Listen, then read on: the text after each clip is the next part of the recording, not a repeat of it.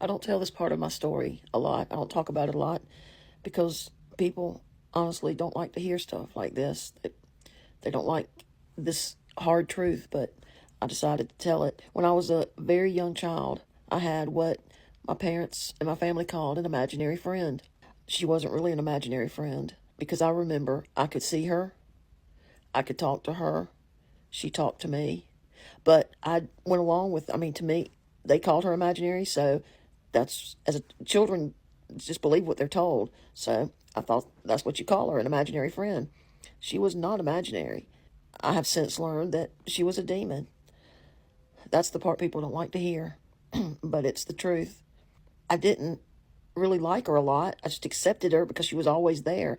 I remember she would irritate me and antagonize me, and we would argue. And my parents would hear me talking. Of course, they couldn't hear her talk back, so they thought it was cute. They thought, oh, Mandy's made up an imaginary friend.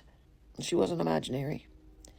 And I remember the day that it stopped, supposedly. I was outside on a swing set, and I remember it so clearly. She was standing a little bit to my right, wearing a dress. She had pigtails. Her name, by the way, was Smiley. I didn't give her that name. That's how she introduced herself to me. I could never see her feet, though. I didn't question that either because I was a child. She was, I guess, floating there, not really standing, like always. And she told me that she was going to die that day.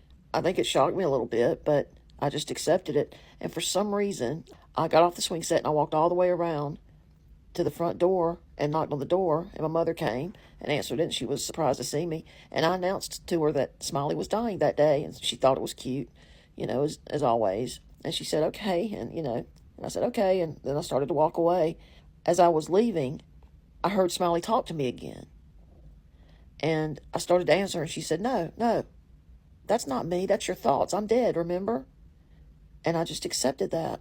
But she kept talking to me. I just accepted them as my thoughts.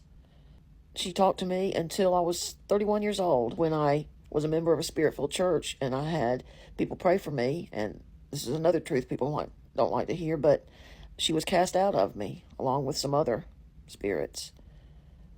I know a lot of people don't want to accept that. A lot of people aren't going to want to believe it, but that is the truth. She was a demon. I hope that parents hear this, and if they have children that have imaginary friends, that they at least pray about it and look into it deeper, because I'm sure I'm not the only one.